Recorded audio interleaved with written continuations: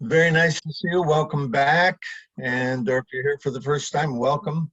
And I'm happy you could join us. Uh, I hope you did the homework, which was to watch several videos. And, this homework that I'm giving you, which is pretty easy, you sit back and watch a video. I'm giving you that to try to embellish or drive home the points that I'm making during the class.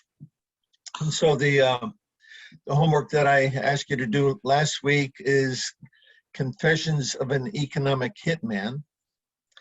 That book, and I think that came out in 2009, maybe something like that, earlier. So there's a video of him, number of videos of him speaking about his book and what he did. And that was a very eye-opening book for many, many people because it really helped explain exactly how the world works and how the World Bank and the IMF trap countries into economic debt and then exploit them. And the other video I gave you was Naomi Klein's Shock Doctrine, Disaster Capitalism. That is a shocking information to hear how the powers that be are profiting from people's suffering. And then we had then I gave you another one, the Great Reset, the plan to seize private property. And that's coming to a nation near you soon also. So, oh yeah, and then the other one, BlackRock owns everything. Did you see that? Two companies, BlackRock and what's the other one? Help me remember. Vanguard. Thank you.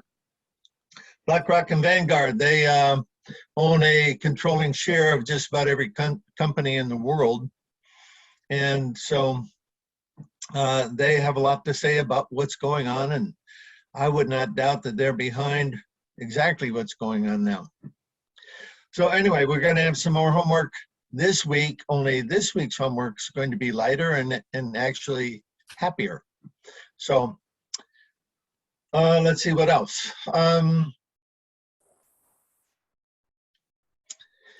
Okay, I think that's it for the preliminaries. The first two sessions, we discussed how we are all being controlled. And the reason we have to understand that is because by worldview and by the economic system, we're controlled in ways that we don't even recognize unless it's brought to our attention, to our awareness. And even then, it's difficult for us to see, particularly worldview, because that's how we operate in the world. And a really good way to get a handle on that, what's going on there, is if you travel to another culture. So from New Zealand, if you've gone to India or anywhere else in Asia, maybe China, you see a great difference in the cultures and a great difference in worldviews, what people take to be normal versus what you take to be normal, or social behavior, social interaction, social rules. A lot that changes based on worldviews.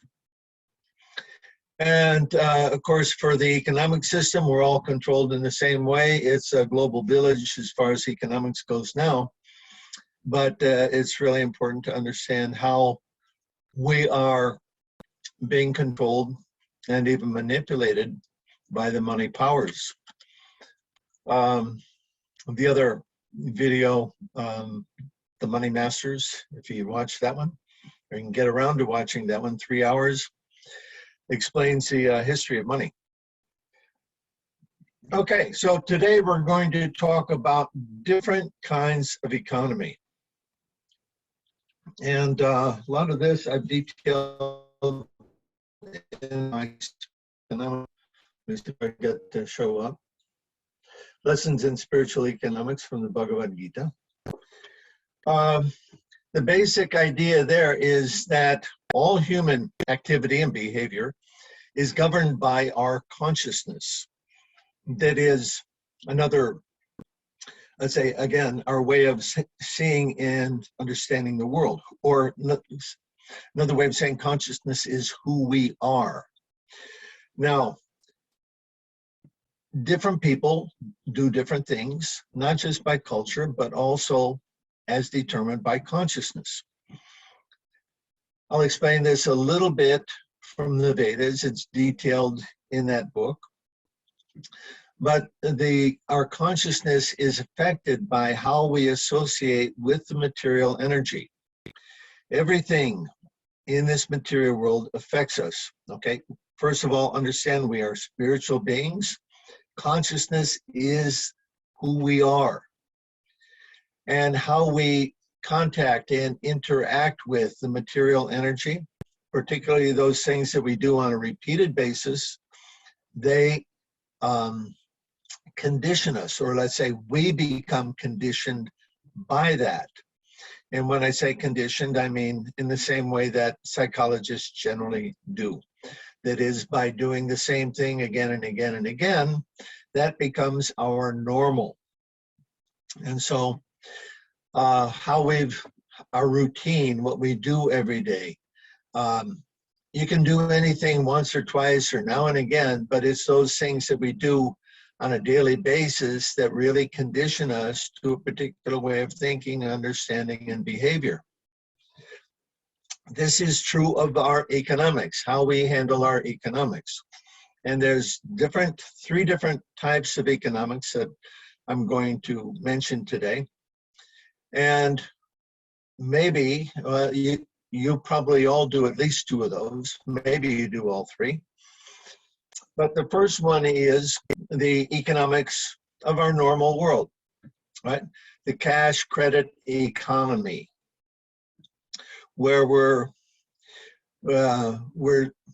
happy to get more stuff, okay? Looking at the videos of the houses that I can see behind your faces, you know, everybody has a room, furniture, and so on like that, except me. This is a picture of some background. That's not my house.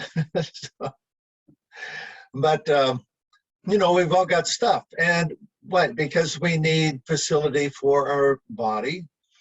And so we try to make a comfortable life. But, you know, there's this thing called the shopping mall that we like to go to, and there's a lot of stuff in there.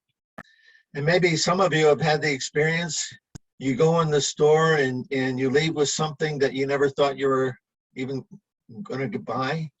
Maybe that's happened to you, you know. You picked up something, oh yeah, that's nice. I like that, I want that. So the shopping malls are set up with that in mind, that by seeing something, we'll develop an attraction for it, and then we want to own it. So that's a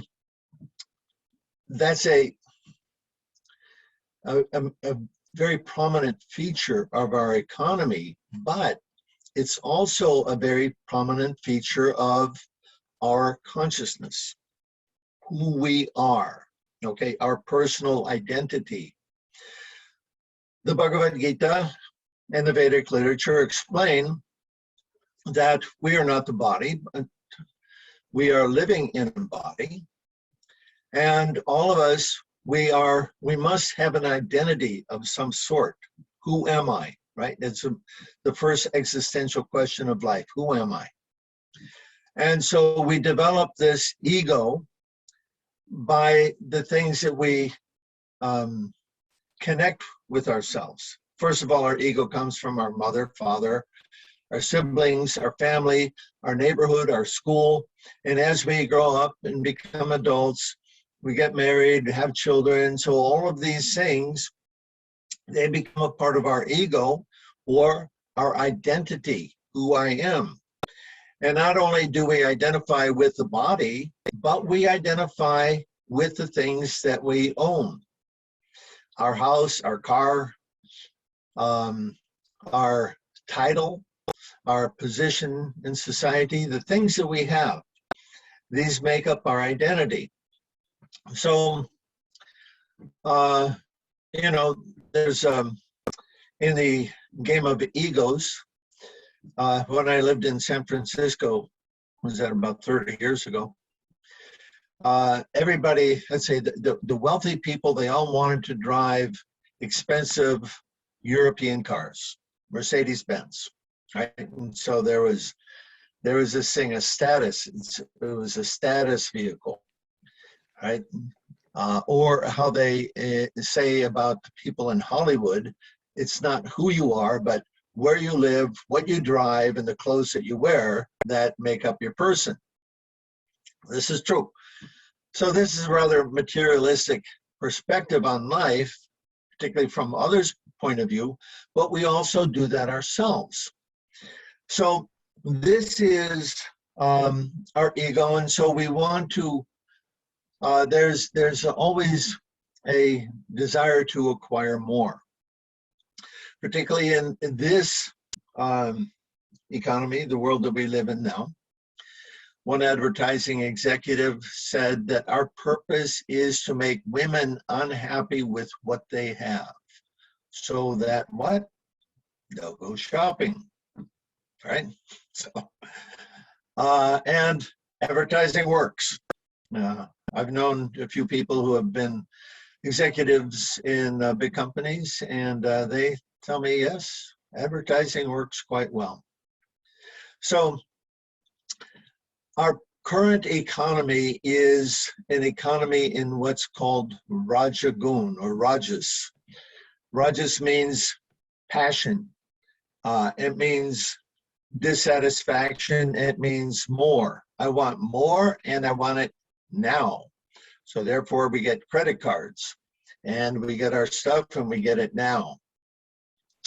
And so, you know, the Western nations, they're setting the standard of living for the entire world so that everybody wants to duplicate the standard of living that we have. We can't blame them. We can't even blame ourselves. Everybody wants to be comfortable. But the problem with Rajas, the problem with this economy and this way of life is that we will never be satisfied, okay? By its very nature, it's dissatisfying. Or let's put it another way. All those nice gadgets, those things that we wanted to get last year or several years ago, we're very eager to acquire it, maybe a new computer, a new car, a new house, whatever. Okay, so we got those things, and what now? Well, we still want a new something or other, right? That list, even though you check off a lot of things off the list, things still somehow or other get added to the list. So this is an economy of Rajagun. More, more, more, and now. Now that's done in the present economy with exchange. We all earn money either through selling our labor or through having a business. And however we acquire money, then we use it to exchange for the things that we want. So that's one way, that's the economics of Rajagun. It's an exchange. I've got this, you got that, we'll trade. Okay, and generally it's money for stuff, whatever that stuff is. Now, I explained about the economic hitman. If you watch that video, he's explaining how the very purpose or the activities of the IMF, International Monetary Fund, and the World Bank back in the beginning in the 70s, 80s, but particularly in the 90s, they were going around the world enticing various governments or the heads of governments to take out big loans to develop their infrastructure and become as prosperous as all the Western countries. But what they did was they enticed them to take out loans that were bigger than what they were going to be able to repay. and they knew it. In other words, they were endeavoring to put them in a position of debt slavery. And that's what they did. There's a, I don't know if I mentioned this to you, I asked you to watch this. Oh, no, he doesn't have very many videos. There's an economics professor out of the University of Toronto, Michelle Chossudovsky. He's written a number of very good books. One is The Globalization of Poverty and the New World Order. And he explains this whole operation of the IMF and the World Bank as well, and how they went to South America, let's say the countries below the equator first, and then they came around eventually to doing the same thing in a different form in Europe, maybe down there in New Zealand too, and even in the United States. So you may remember some years ago, there was, this is probably going back 10 years, maybe more. Oh yeah, especially around the turn of the century. In the United States, there was a lot of protests against the World Bank. They had a big meeting in Seattle, and we had a very big protest there. And protest was because people were becoming wise, aware of how those institutions were operating to enslave people. And from that point on, all the way through Europe, and maybe down there, you had some protests against austerity. Did you get that going? You had the austerity problem there. So again, what they would do is they would make countries big loans that they couldn't repay, and then they would tell the countries, well, you don't spend money on your social problems, use that to pay back your loans, or don't pay for the textbooks for your children, instead use that to pay back your loans. It was a way of actually sucking money out of the poorest people of the entire country. So this is a different type of economics. This is called the economics of tamagun, or ignorance. That, okay, if in Rajagun we exchange, with tamagun, I exploit you. I take whatever I can from you, however I can from you. And this was the spelled out so nicely, or so terribly, in Naomi Klein's book, The Shock Doctrine, Disaster Capitalism. So those are two types of economics that are going on all over the world today. Another example of economics of tamagun, or economics of ignorance, you may remember some years ago there were people at the Apple factory, or no, the iPhone factory in was it Taiwan or China. They were jumping off the roof because they couldn't stand the exploitation that they were being put through. And so they put up nets around the perimeter of the roof to stop people from doing that. Another one was what the Nike factories, and all those stories would come up now and again. One I remember particularly that I put in my book was that for Disney World, they make wall caps, you know, these kind of hats, right, with Disney logo and stuff on them. They sell them for about $20, and the person who sews them, they pay 5 or 10 cents. They could easily, of course, pay 2, 3, 4 times what they're paying those girls in the factories to produce that clothing. But they don't, because they want to exploit people as much as possible. So this is also a function of consciousness. It's the consciousness of a predator, of a psychopath, to exploit people as much as possible. This is going on in the world today also. Then the third type of economics, one which we're all familiar with, is the gift economy. or what I term the economics of goodness. And where do we experience this? With our families, right? Mom gets up in the morning, she makes breakfast for the children. She doesn't say, come on kids, sit down. We've got a blue plate special today, only $5. No, don't do that, right? With those that we identify with, our family and close friends, we share out of love. So we all have some experience of the gift economy, but we limit how much, let's say we limit the number of people that we reciprocate with in this way, according to the closeness of our relationships.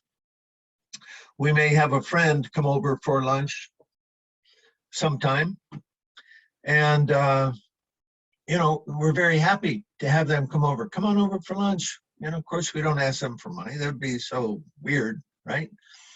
But if your friend started showing up every day for lunch, we might have to have a conversation, right? Maybe you need some help. Can I help you out some way? What's going on, right? It becomes a little unusual. Why? Because our culture is not structured in that way. That's all. It's simply a matter of the structure of our culture. There's no reason why it couldn't be that way, or that we would, you know, one day he would come over our house, the other day we would go over theirs, like that. Maybe you have a big group of people and you do round robin, you go to a different person's house for every day. This is done in what's called co-housing units. Co-housing is people want to do some kind of intentional community. And so that goes on there to some extent. So there's different ways to do it. But my point is that we are generally operating unconsciously based on the culture that we grow up in and that we are given. And my whole point about speaking about a gift economy is that why do we operate so unconsciously without thinking about what we're doing? If it serves us, if it serves us as people, where we want to go, how we want to operate as a culture. Now, I don't know about there in New Zealand, but in the United States, we have a huge homeless problem, especially in California, where the weather's nice. In Los Angeles, I don't know, maybe you've seen some of the pictures of that, which are very tragic, that the homeless people, they now collect enough money and they go out and buy themselves a tent, and so they've got some kind of shelter. And so if you go down the beaches in Los Angeles or San Francisco or Seattle, or even into the cities, along the highways and thoroughfares, there's a whole bunch of tents that the homeless people live in. So it's a tragedy that we follow an economy that creates a situation where we have the haves and the have-nots. And the way this culture is going is that we continually have to earn, we have no right simply to exist. Right? We have to earn a right even to exist in the world today. And if we can't do that, if we cannot provide somehow to somebody, then we don't have the right to exist. And we're out of luck, we're out on the street. So this is due to the fact that we have a money economy. If we had a different economy, particularly if we had a gift economy, there would be none of that. There would be no homelessness. Because why? Because the entire values of the culture would be different in order for that economy to function. Now, another important point about this economics of goodness, I mentioned about the economics of Rajagun, the characteristic of dissatisfaction. The characteristic of sattva, the different quality of nature, is satisfaction. And this is an extremely important point, because it's a matter of understanding that there's different ways to be happy, different kinds of happiness. When, let's say, because we're not trained in this philosophical understanding of life, we just behave in ways that we become habituated to. But the Vedic culture, or the Sankhya philosophy, explains different kinds of happiness, different kinds of economics, different ways of behavior according to these gunas. So the sattva quality is translated as goodness, and it's characterized by giving. And the other characteristic of that is satisfaction.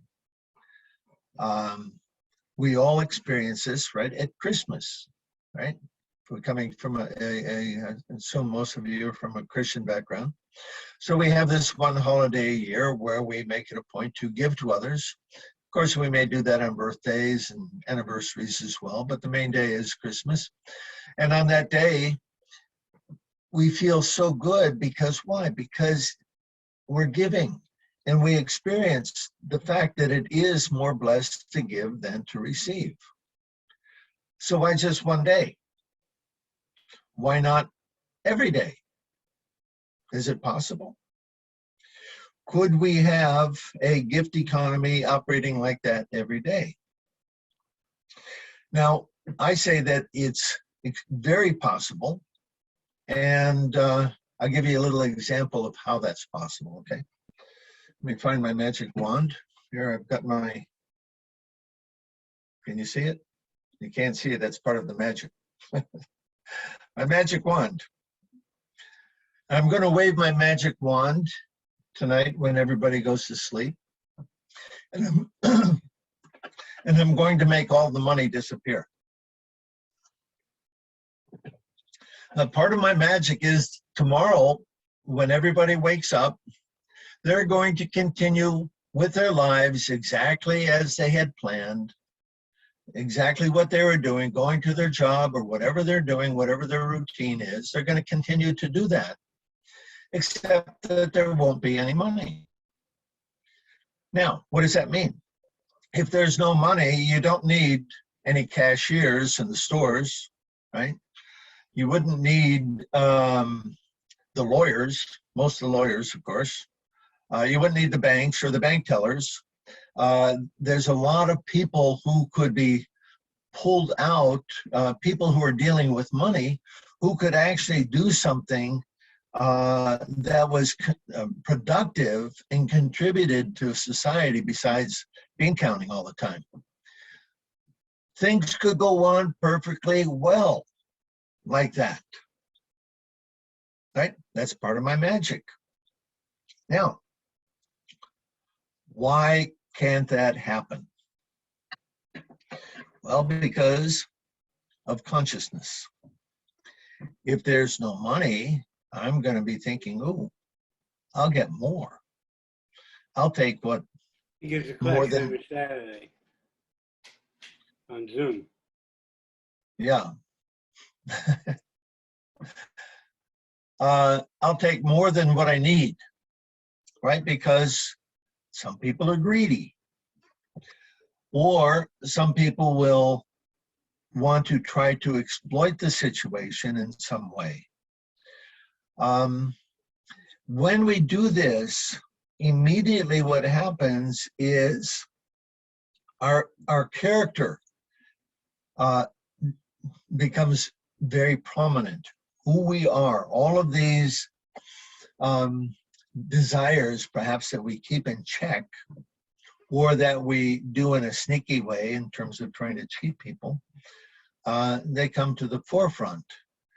And what happens is each of us as an individual would then hopefully recognize that, and then realize that we have to deal with this.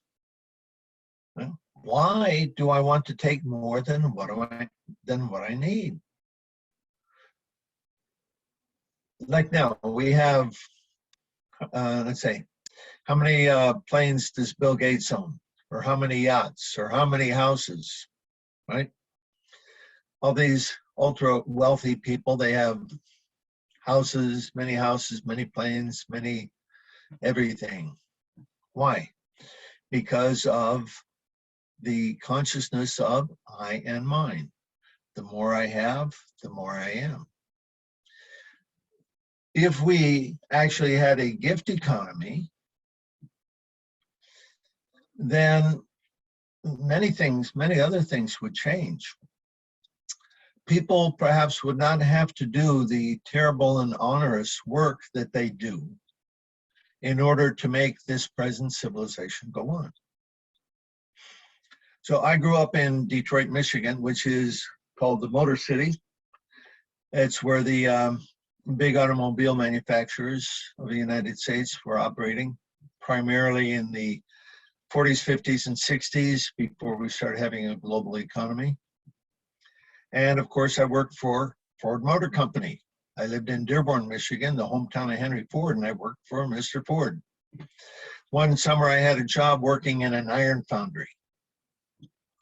I had the night shift, and you go into that place, there's fire and smoke everywhere. You know, they were pouring the engine blocks. So they're melting steel, and there was a casting operation. They were casting the engine blocks for vehicles. It was dirty, it was smoky, it was dark, it was hot, it was rank. Now, I was just there for summer vacation, right? While in between semesters of school. And I'd meet men that worked there for 30 years. And I was like amazed. How can you do this for 30 years? Why? Because they had to, right? And what does that do to people, right? It destroys the finer sentiments of a human being to do things like that. But some people are forced to do that. And there's many jobs like this. You can read about, particularly in Asia, where because of the disparity of the value of the currencies in the global market, the manufacturers would have somebody working in Vietnam for 5 cents an hour rather than paying them $20 an hour in the United States. And in terrible conditions that, again, push people to suicide.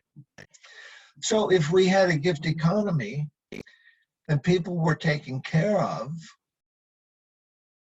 they would not have to do that kind of work. What would we do? Well, each of us would be thinking, what do I want to give to the world? What's my gift to everybody else in the world? And you know, in the world today, 80% of the people do not like the work that they do. That's what they do all the time. They don't like it. They can hardly wait for the weekend, right? TGIF, right? Thank God it's Friday. Now I can do what I want. So we're alienated from our own selves because we don't even know what we like to do. There's many books in the bookstore that are perennial bestsellers. What Color is Your Parachute is one, but the whole idea is how to find your perfect work, how to find work that actually you like to do. So who am I? What is my nature? What are my abilities, my qualities? What can I do that actually gives me joy so that it's not work and I can give the result then to others as a gift? So we don't have the opportunity to do that if we had a gift economy. What's my contribution?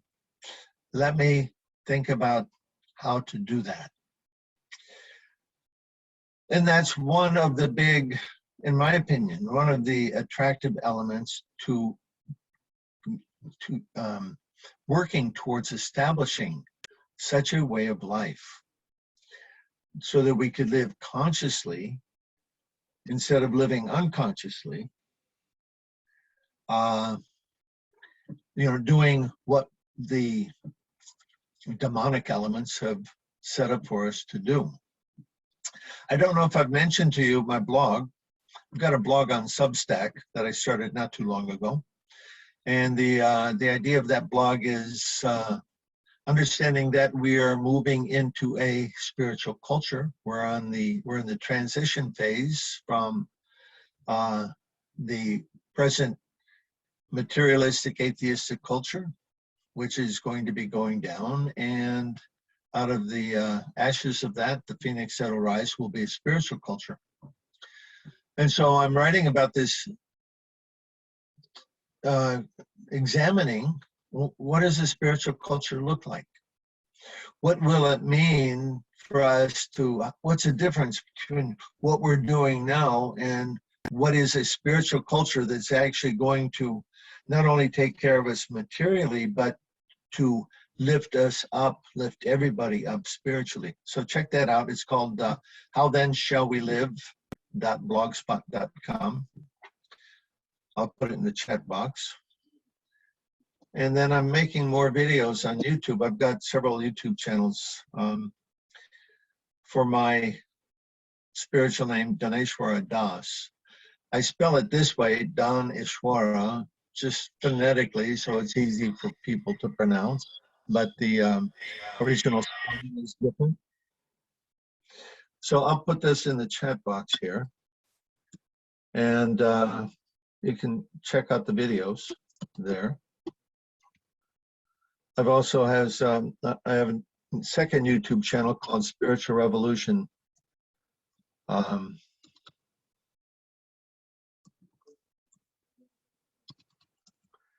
Spiritual.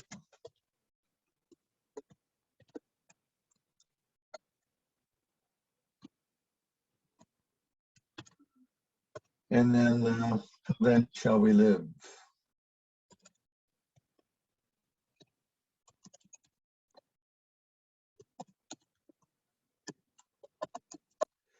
So there. Anyway, check those out.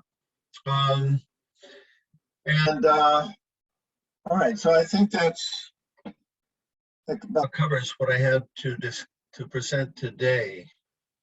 Let me just look.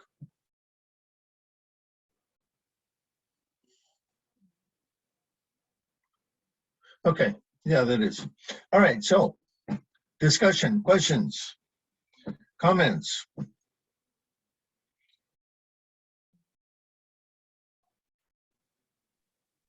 Yeah, I have a question.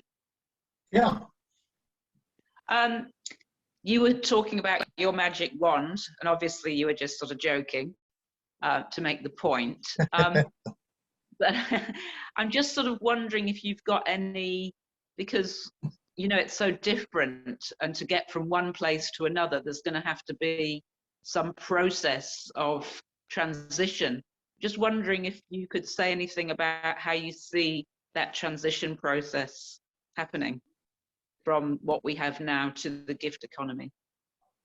Yeah, it's going to be forced on us, in my opinion.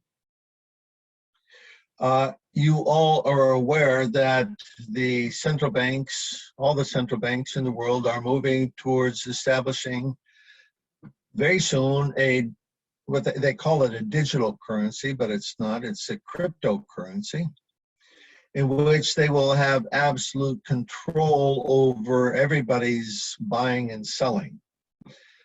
And everybody will be given part of, let's say, a universal basic income, UBI. And because how is this going to happen? They are deliberately destroying the supply chain now, which is destroying the economies. They are creating famine right now, deliberately. Maybe you've heard in the United States, we've had 20 food processing plants burned down or else planes crash into them in the last like 6 weeks. Completely improbable, right? What to speak of the weather changes that Nutimo was mentioning. You know, they are manipulating the weather so that the farmers can't plant. They are saying that the pigs have swine fever and they're going to slaughter them all, not use the meat as they would, but just kill them. Same thing with the chickens, right? Bird flu. So the powers that be, or we could, in my opinion, the demons that be, who control things, they want to push us into a position where we have no choice other than to do what they say. They call this order out of chaos. When they want to change the way the world works, they create a problem and then they show up with a solution, which is what they wanted, okay? So for example, in the United States, they wanted to enact some totalitarian laws and they couldn't just do that. So what did they do? They arranged for planes to crash into the Twin Towers on 9/11, or not, maybe it was CGI.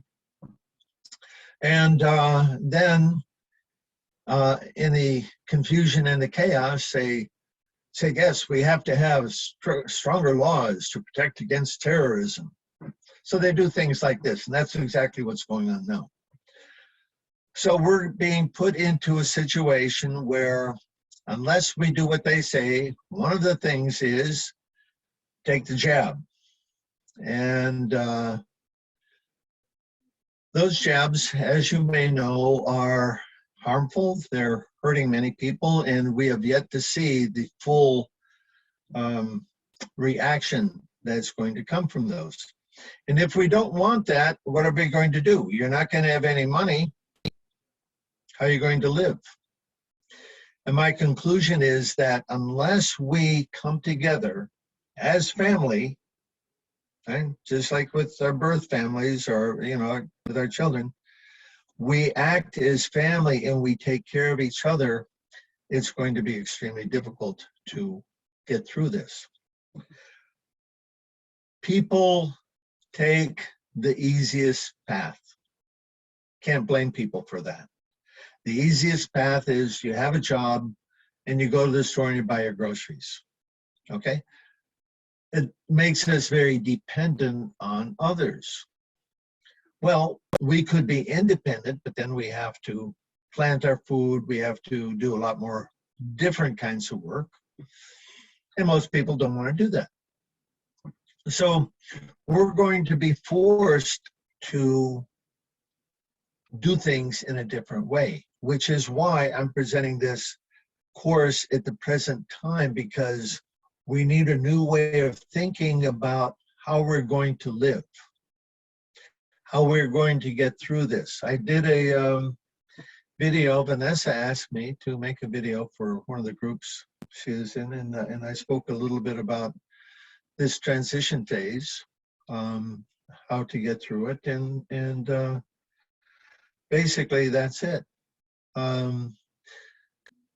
If we cling to the past, the way things were, the old normal, going to be very difficult, because this world is slated to go through a change. We're moving into the spiritual age from the materialistic age. So that means letting go of what's not that important and embracing or re-embracing different values of how we live in this world. So I hope that helps. I know, I don't think you're Bhakti Marg. Is that your husband's name? Or is that your name? You're muted. That's my name. Oh, okay. All right. The only Bhakti, I know Bhakti Marg Swami, but I know. okay. Okay. Any follow-up question on that? Well, I suppose, you know, looking at details of how to do that, but maybe that's a bit going into too many details. I suppose that's up to us to sort of work it out, right? Yeah, we have to find our tribe, Yes. those people that we can, become family with, and then work out the details with them. Yeah. Yeah. We're going to have a lot of personal growth. It's going to be good for us in many ways. Bring it on. Teresa, what do you have? Yeah, it's on that inner growth, that personal growth. I guess I can only control my own, but of course there are lots of people that I love and I want to help them raise their consciousness. But let's just keep it personal. What are some key steps or key understandings or shifts that need to happen in each of us in order to be able to transition to this gift economy? Because as you kind of alluded to, we do have fears, especially those people that have come out of like war situations. There's a lot of fear of scarcity and not enoughness. And so it's not that we're wanting to be bad, greedy people. We just have these deep conditionings and fears of like, oh, I've got to hoard, or I've got to keep, or I've got to protect. I can't give too much, otherwise there's not enough for me. So yeah, what? Well, we're going to have to take a different approach. I'll give you an example from Y2K, right?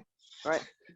There's a lot of people around me in Y2K, they were saying, get guns, get food, hunker down, shoot anybody that comes. I'm saying, what for? Look, instead of buying guns and hoarding everything, buy a ton of grain, right? Buy a ton of wheat and feed people. How about that? Then you're not going to have anybody come shooting at you because you're going to feed them, right? So how I'm thinking as a transition is, let's figure out what we want to give. Okay. Maybe start baking bread. That's an easy example. Everybody likes bread. We need bread, and the price of bread is going to be going up given the Ukraine and Russia situation. So bake bread and start giving bread away. Okay, now, you're not going to go broke by giving away a loaf of bread that you made yourself. Maybe it costs you a couple dollars.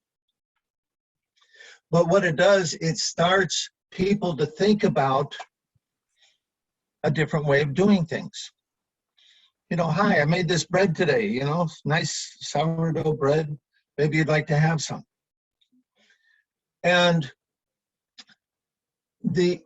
people will reciprocate. Oh yeah, did I mention there's a group I have on Telegram, No Money Gift Economy. I think many of you are on there. But yesterday I made a post from this woman called Peace Pilgrim. Did I mention her last week? Anybody remember Peace Pilgrim? Okay, I didn't. So this woman during the Cold War, early 1950s or early 1960s, I forget when, she lived in Los Angeles, and she wanted to protest the buildup of nuclear arms race.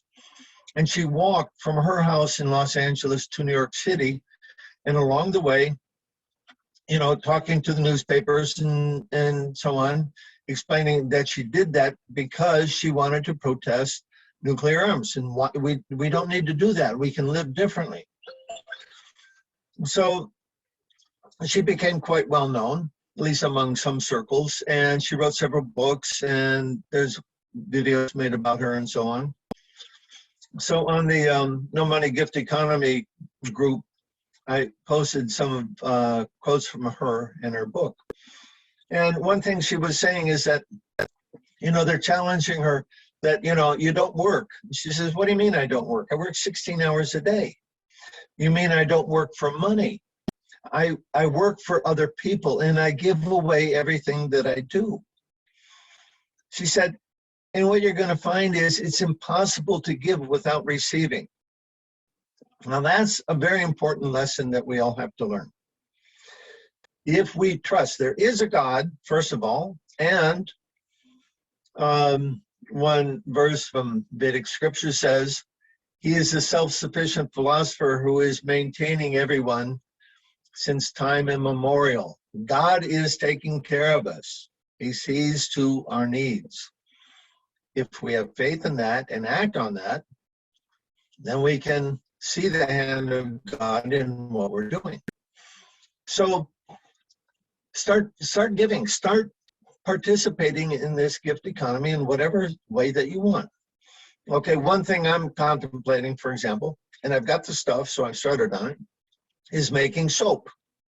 Everybody needs soap. We all like to be clean. So I'm going to make soap, and I'm going to give soap away. And I'm going to put a little sticker on. I don't know if, did you have Dr. Bronner's soap down there? You ever get that? He was very famous here in the States. And he was from Jewish background. And on his soap labels, he was putting all kinds of aphorisms about God. So Dr. Bronner was quite a famous fellow, but he was using his soap to promote the idea of God consciousness. So I'm going to do something like that, borrowing from Dr. Bronner. So I'm suggesting you do whatever you'd like.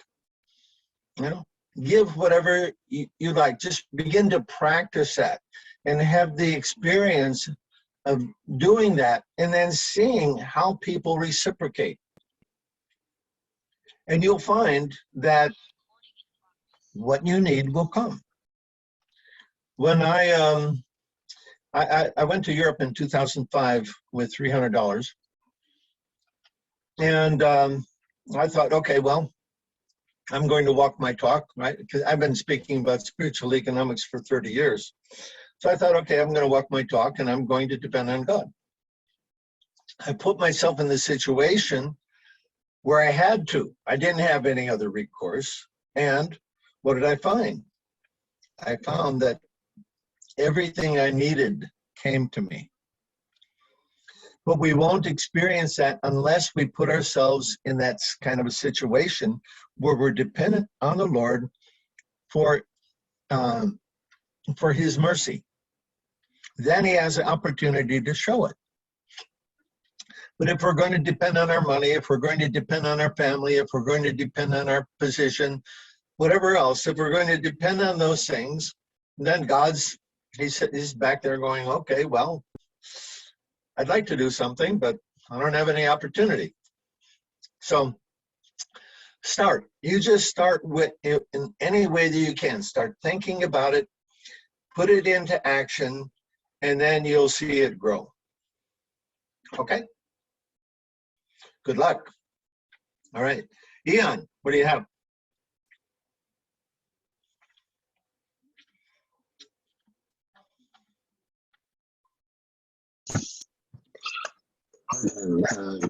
To be able to join in, thank you very much.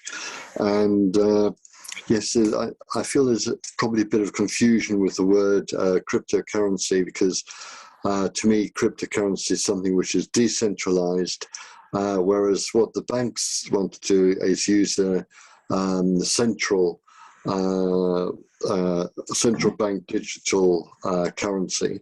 So that's centralized, whereas something like Bitcoin, Ethereum are decentralized, so they're not part of the regular economy, and they are peer-to-peer rather than going through some sort of central agency. So that was one thing. Second thing is, I wonder if you've come across something called Solaris, which was started in France, I think last September. Called what? What was the name of it again? Solaris, S-O-L-A-R-I-S. Yes. Yeah, somebody mentioned that on the No Money Gift Economy group, and I just became aware of it, and I'm starting to look at their material. Very interesting. Yes, and so that's through about 70% of France, and it extends into other countries. It's now in about 14 different countries. We're starting to look at it in New Zealand as well. And whereas time banking is a vertical system where you still have to rely on the internet, you still have an organization above it. Solaris is a horizontal system in that you have a pod, maybe 2,000, 5,000 people, something like that, and you have three coordinators who have all the details, the contact details, and the skill details of each person in that community. And if they say want a doctor in that community, they find the doctor, but if they haven't got a doctor, they go on to the next area and try and find a doctor there. If they don't have a doctor there, they go to the next area with the three coordinators, try and find a doctor there until they find the appropriate doctor. And that doctor or that plumber or that builder comes and helps that person or group of people. And but he doesn't charge anything. There's no money exchange. It's purely benevolent. And so whatever the skill is, you just give it freely. So as I say, it's that sort of horizontal based system. So it's similar to in my mind, to the gift economy. Yeah, yeah. This is similar to the Amish, how they do. Or actually, in many of the traditional cultures of the world, let's say the indigenous cultures, in my spiritual economics book, I give examples of those where they basically there's different cultures handle things in different way, but basically everybody was taken care of. There was no money. There was different ways of operating a gift economy. So there's different ways to do it depending on how the people want, what they want to do. And so the examples you're giving, they're wonderful, right? It'd be wonderful to have more of that.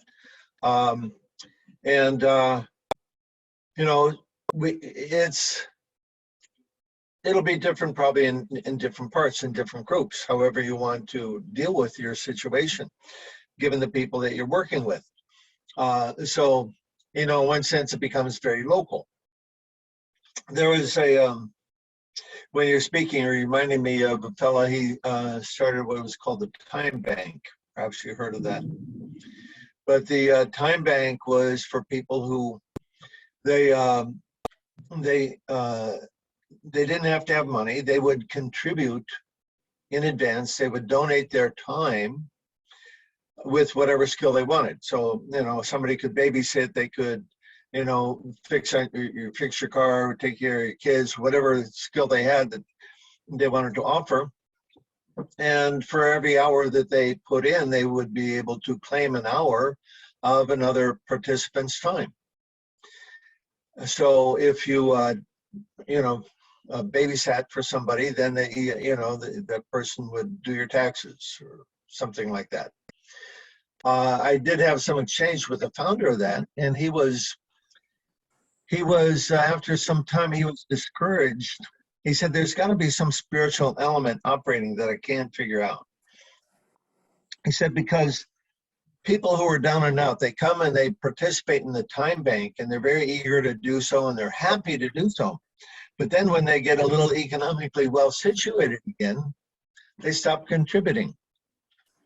So this is, the circumstances that we deal with, that when I say, people generally take the path of least resistance, or according to our culture, how we're thinking about giving rather than, trying to get.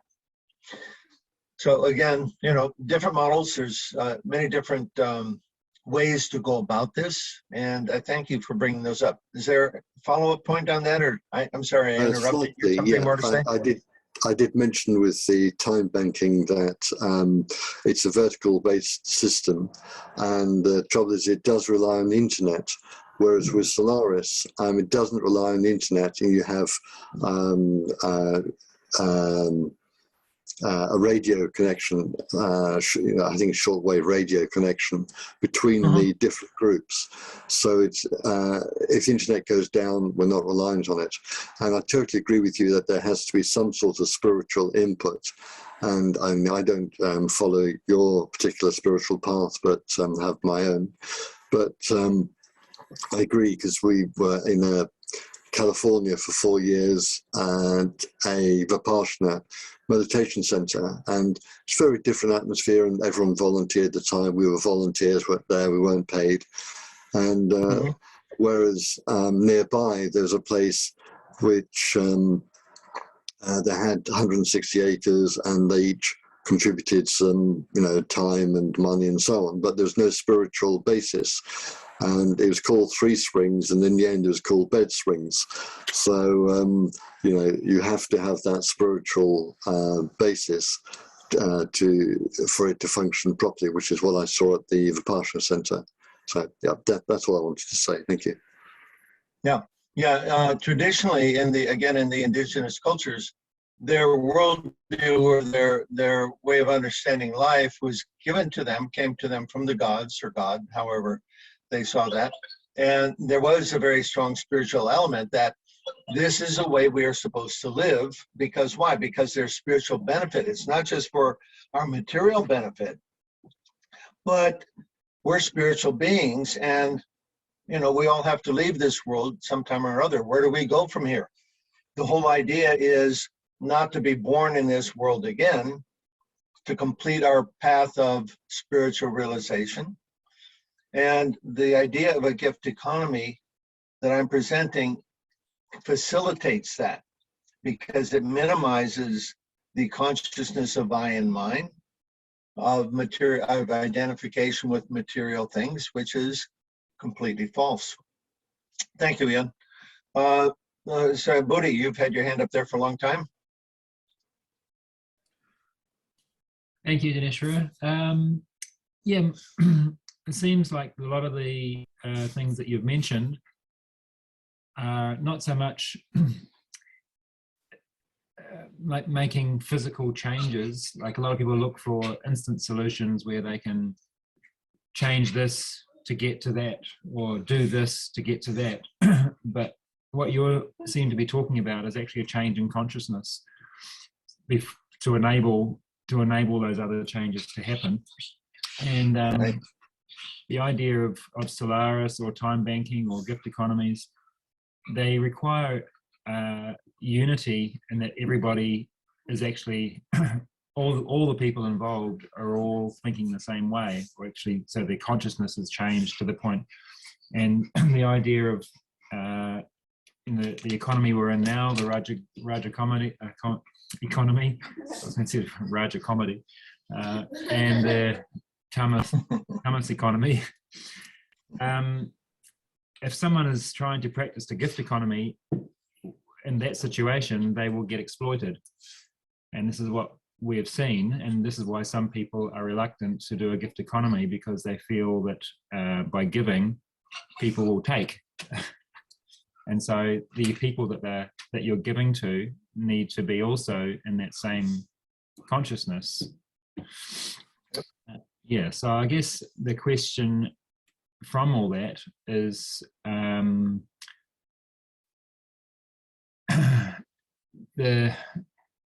I've found it difficult to find unity, to find that tribe of people who are actually able to think and act in the same way. And the practicality of putting together a way of living which is based on a gift economy is the fact that we're so conditioned that the danger is that people will be exploited, so that people will give and others will not reciprocate. So how do we get to the point where everybody, I mean, obviously this course is helping, and it takes time to reprogram ourselves, I guess. But in a small, I guess it can be done in a small group, but on a big scale, to actually change the world, yeah, the conditioning of exploitation is pretty deep. Yeah. I believe I touched on this last week to some extent, but let me repeat that. This is a closed group. You start out, you can't involve everybody. You have to have a closed group, and there has to be a lot of interaction and feedback how we're doing. In making this shift, it's going to require a lot of personal growth from everyone, a change of thinking, a change of consciousness. And that's not going to be done in one simple step, right? Just like any growth that we go through, there's, you know, it fits and starts, and, you know, gradually it gets better and easier. And, you know, and we get to the point where he thought, how could I have ever thought of doing anything like that before? So, you know, the question is, how are we going to get there from here?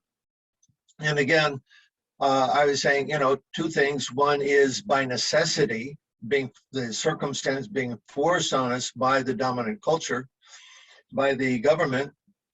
The other one is by practical example. As I was suggesting, you know, make bread, you know, muffins, cookies, you know, soap, whatever. Find something that you're going to give away. Find some way what your gift is going to be that, and I think it's better if it's something tangible, like soap or bread, because, you know, then you put it in somebody's hands and they get the idea, oh, well, somebody's given me this. And it, you know, it's like planting a seed. So, and again, you have to, you know, best to have a closed group where you get together with everybody and you discuss these things and how's it going, and, you know, how are we going to do this and what do we need to do that. And we should be, hate to use the word prepping, but looking down the road and seeing what they've got in store, what's coming. You don't have to look that far down the road at all now. And it's, you know, like the ant and the grasshopper, you know, that little parable, right? So the ant's preparing for winter and the grasshopper's not doing it. So winter comes and the ant's got what he needs and the grasshopper doesn't. So we don't live like that anymore because our conditioning is different, right? You can go into the store in any time of the world. I was in Siberia one time and I went to the store and there's bananas in the winter in Siberia. Well, how's that happen? You know, that's certainly not going to happen when things change, okay? We all have that experience. You know, we don't have to think about tomorrow because everything's always there. But again, there's food shortages coming and things are going to change, and they can change very abruptly.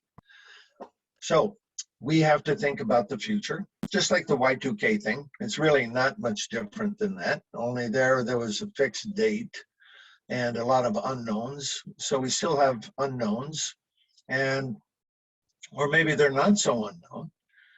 But we need to discuss this with the others and talk about coming together and taking care of each other so that we can all get through this.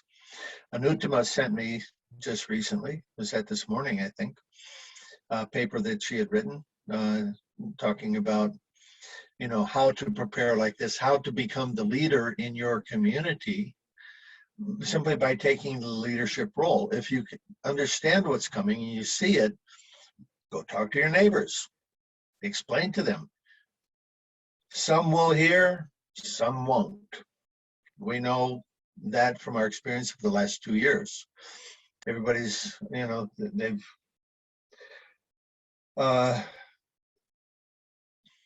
depends on how they're seeing things. So talk to people, find out those people who are in agreement with you build your tribe, and just, you know, go forward as best you can. You know, make a Telegram group, whatever, and start. So that's, does that help? I don't have all the answers. Let me say that. You know, you know, I'm just as much behind the 8 ball as everybody else, but you know, I do see down the road, and I can see what's coming. And again, I've been thinking this economics idea for 30 years. So, you know, I've thought about all this stuff multiple times. I hope that helps. Okay, Guntis. Is that Guntis? Do you hear me now?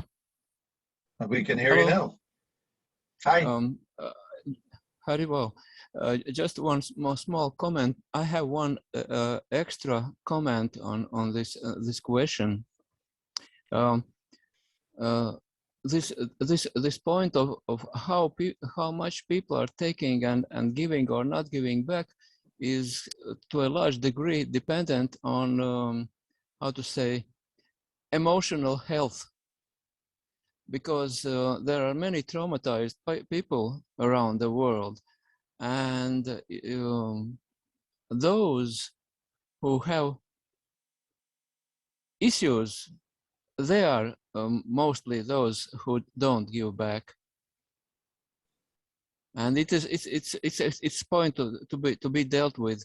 I have been reading and listening about different communities, eco villages and devotee communities, and most of them have most of those who have dispersed didn't have healthy relationships.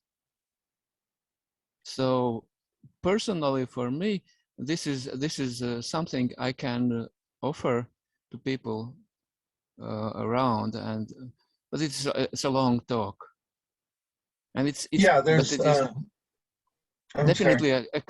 definitely a question to pay attention for, because yeah.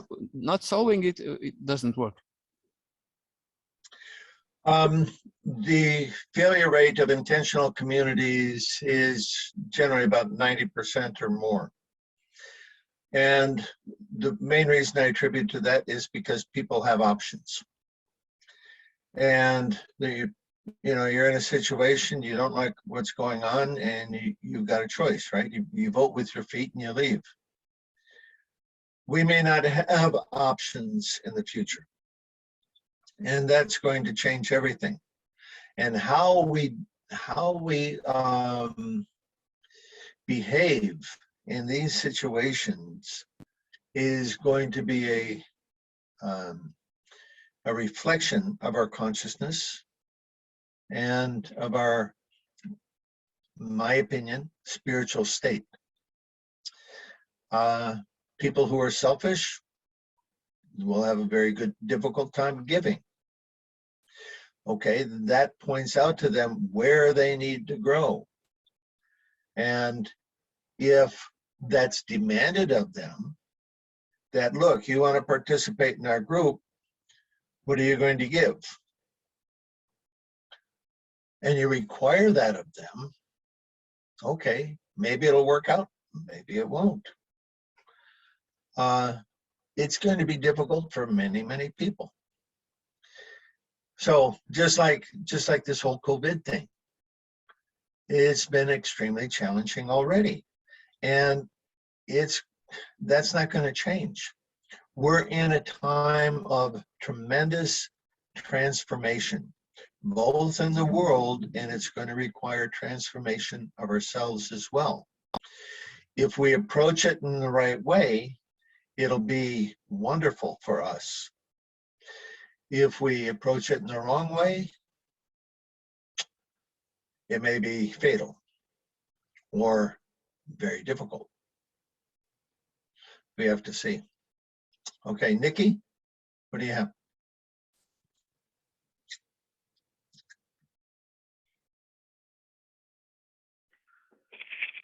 Hi. Can you hear me? Yep. Hi, Nikki. Yep. Hi. So a lot of this conversation is revolving around gifting things like our time, our skills, our food, our labor. And I mean, this is bringing it back to a real material consideration, but we are dependent always at some point on raw materials and resources, which we are unable to necessarily gift, or which are practically owned and controlled by the powers that be. So through mining and these kind of exploitations, or whatever you want to call. So I guess my question is that, we for myself, I see at the moment that I have more time on my hands. I have, more capability to offer certain things, but somewhere down the line, I'm going to run out of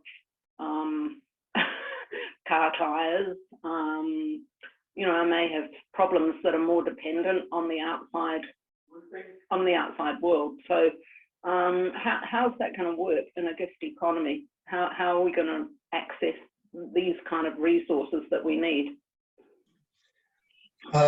I expect that we're going to go through a tremendous change in the way we live.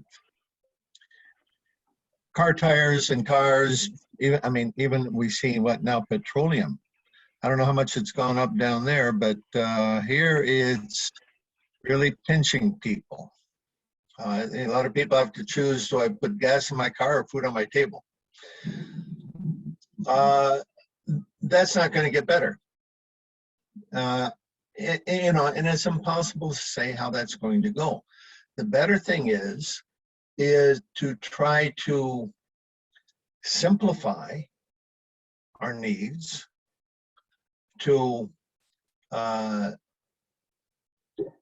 perhaps even go back to what might be called primitive, right? For example, in India, even to this day, they use oil lamps. They, especially in villages, I've lived in an Indian village, they get up before the sun and they light an oil lamp just to do the bare basics of what they need to do before the sun comes up. Generally, life is in timing with the sun. Sun provides the light, then you can do things. Otherwise, there's no electricity, there's no interior lights, there's none of that stuff. We don't, we may not want to go there, but the question is, are we going to have to? My opinion, and I may be wrong, but my opinion is, again, this way of life is not going to continue on into the future. We will be going through a transition. So what is that going to look like? One adage from my spiritual master is, you produce only what you need and you use only what you produce. Okay, that means within a group, within maybe a 10-mile radius, what you produce. This is going to simplify life considerably. Now, this is hampered by modern laws, governments, the way they do things, right? Land ownership, if you can drill for water, all this kind of stuff. So it's tremendously complicated, and you can't project for how to work through all of that. We don't even know what to expect. The point is that if we prepare ourselves for simple life, we should be able to carry that out. And if there's extras, great. Nobody's going to complain. I'm sorry, that's the best I can do with that. Does anybody have any wonderful ideas about that? Anutama, you got something to say about that? You've been doing that for a long time, somewhat. Yeah, simple living and high thinking. It's like Prabhupada, our spiritual master, said that would make us happy. And it's our conditioning as nobody wants to. I think the Hollywood movies always had the drudgery of people walking behind the mule with the plow and stuff. And one time I actually tried plowing with horses, a couple of big horses. It was a plow day and everybody was doing it. And it was a blast. It was almost like a computer game. You had to keep it straight. And it's not done in the hot sun because you don't plow. It's like you plow when the weather's cooler anyway. So it's not a drudgery. It was a wonderful social occasion. I brought prasadam and all the people with the plow horses. So, I mean, that's one thing that we believe, that plowing is a drudgery. It's not, it's fun. And you can make the whole lifestyle, everything be fun. Everything can become a festival. Like, you know, it's a drudgery for the hay farmers right now. They have to get out with their machines, and the machines are breaking. And actually in our valley, one time we had 2 hay farmers armed, like talking about killing each other, fighting over fields.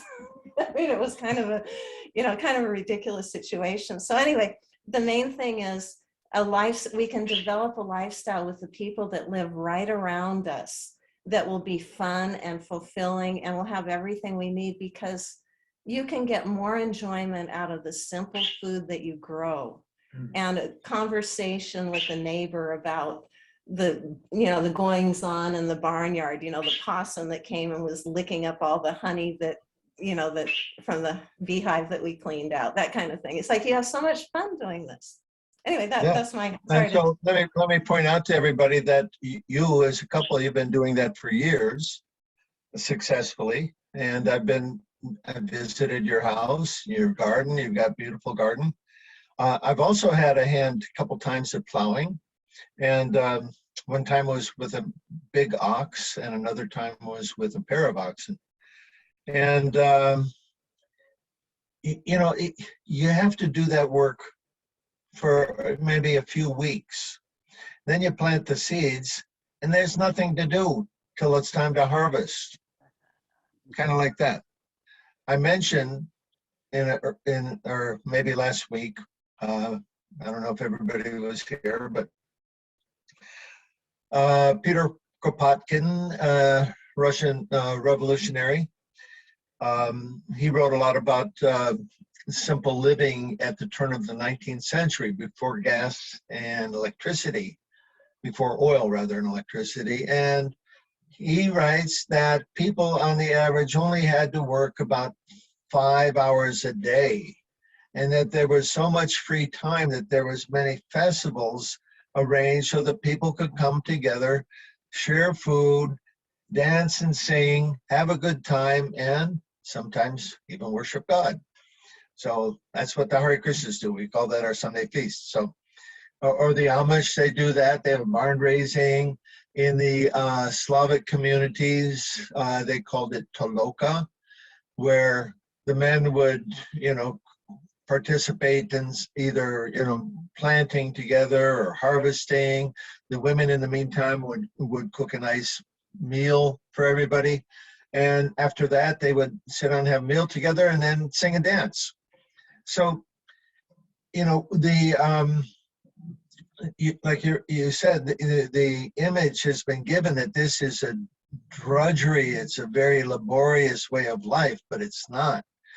It was the policy of the United States Department of Agriculture in the 1930s to drive the small farmer off of the land so that corporations could buy up all the food production, buy up all the land for food production, and make the people dependent on working in the cities. And Kropotkin spoke about that during the Industrial Revolution also.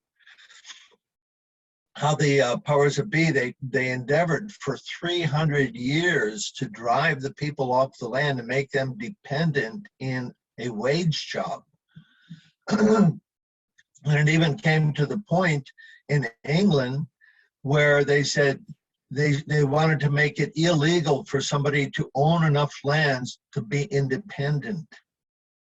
Why? Because they want to exploit the labor of people. And if you can be independent living on the land, why are you going to go work in one of those factories I was talking about? You won't. And so there's a long history of trying to make people dependent on money and prevent them from being independent living on the land. We're all conditioned souls. And, you know, I've lived in villages for months at a time. And once you're there for a couple months, it becomes a very peaceful, joyous, happy. You're happy to be there. You don't want to be in the city. And then you go in the city and you go, oh yeah, this is nasty. I want to go back to my village. So, anyway, you know, how are we going to get there from here? We all have to talk about it, find a tribe, keep talking, and start practicing it. Give, give, give, give. Did I cover everybody? Teresa, you have another question again? Yeah, I do. I guess for some people, if your life up until now has been in an apartment, you know, that's a huge transition, right? If you can't sell, or if you're just renting, and so you don't even have a backyard. Maybe you have a windowsill where you can grow food, but I can imagine that is going to be really intense. Well, you know, Yeah. in the States, we have community gardens. You go down and you talk to the, you know, the mayor, you know, you got some land over there. Give us a half acre. You invite people to come. In the community garden I participated in, the plots were like 3 meters by 3 meters or 4 meters by 4 meters. And, you know, then that's how you learn, you start. And so, you know, there's different ways to do it. We just have to think about, you know, how are we going to get there from here and start taking some baby steps to do that. You know, grow something. You know, put a planter on your balcony or in a sunny window or something. You know.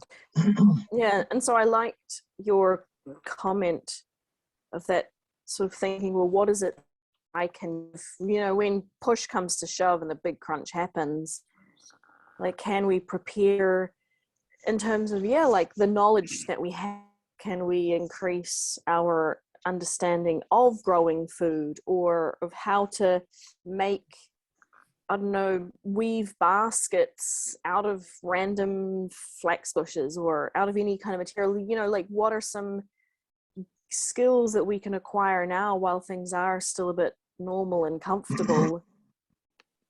So that exactly. will then support, then we have something to give. Okay, I have no money, I have no land, I have no whatever, but I can do this. I can childcare, I can bake, or I can massage, I can weave baskets, or I know how to collect water, or I don't know, like I'm just, yeah, all those practical skills become very valuable. I like basket weaving. That's a great idea. Because plastic bags will be gone, you know, what are you going to do? So, wonderful idea. Start there. And nature gives for free, right? You go collect the materials from the forest, whatever. So, you know, the gift economy starts with God. He's giving everything. And, you know, we just have to acknowledge that, and then also participate in the same program. You know, he's giving to us, so we take whatever he gives, we transform it, and we give it to others. So it's a way of life that's going to be wonderful once we adjust to it. Let's see what time we got. Okay, we're at 4:30, so we're basically, this is the time I reserved, so hour and a half. There's a couple of videos again that I'd like you to watch. One is called Learning from Ladakh. It's by a woman, Helena Norberg Hodge, who spent some time in Ladakh. Beautiful video about how Ladakh was living in sattva, in the early 60s, and how when money came, everything got transformed into poverty. What we want to do is play that in reverse and go back from where we are to the simple living that they had in Ladakh. And the other video is, and I'll put these links in the follow-up when I send out the link for the video. Another one is a fellow named John Chandai, who is from Thailand, I believe. And he made a wonderful video saying, life is very easy. Why do we make it so hard? Wonderful short video to watch. It was a TED Talk by him, and very instructional. And then there's a small book that I recommend. I gave Booty several copies of this. It's called Glimpses of Traditional Indian Life. And it's written by one of our Hare Krishna devotees who spent time living in Bangladesh and observing what their culture was like, how they lived without money, and how they took care of each other, how that culture worked. So reading that gives some idea of how that culture, and let's say one of those cultures function. It's not by any stretch the only way it can happen, but you know, it's an example. Thank you, Linda. Okay. So anyway, again, thank you all for coming. I really appreciate your being here. I'm getting inspired by being able to give these talks. I have another volume of Spiritual Economics to write, which is about, guess what? The gift economy, which is why I'm very happy to be able to speak about this topic. So thank you again, and we'll see you next week then. Okay?